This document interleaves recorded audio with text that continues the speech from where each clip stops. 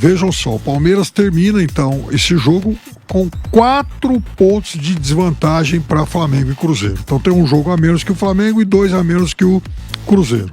Isso significa que o Palmeiras pode passar o Cruzeiro, mas não vai alcançar o Flamengo. E também não há garantia nenhuma de que o Palmeiras vencerá esses 2 jogos. Mas a questão é que se o Palmeiras tivesse vencido esse jogo, o Palmeiras só dependeria dele para virar o primeiro turno como líder.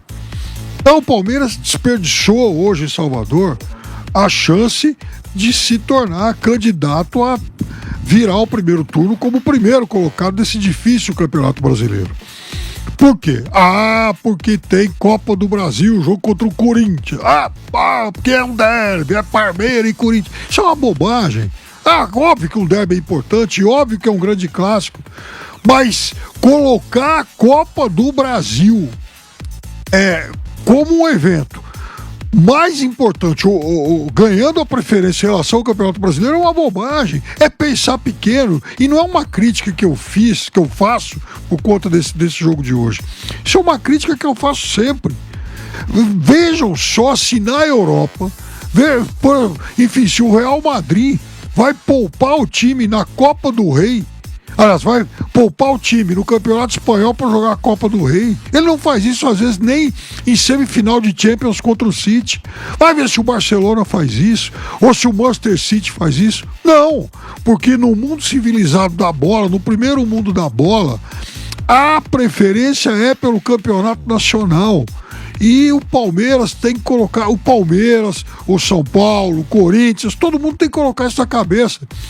Parabéns ao Flamengo, que foi jogar hoje lá no Ceará, em Fortaleza, contra o Ceará, e o gol foi do Arrascaeta, né? Passe do Plata, ou seja, o Flamengo jogando com os seus titulares.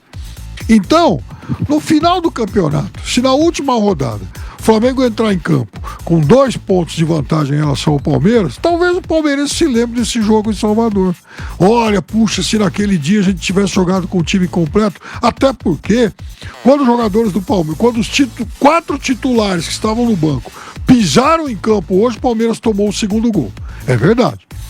Mas depois disso, né, um jogo jogado, então o Palmeiras fez os 2 gols para empatar e poderia, inclusive, ter feito mais. O Palmeiras, nessa última bola em que o Flaco cabeceou para fora, o Palmeiras criou mais uma jogada perigosa.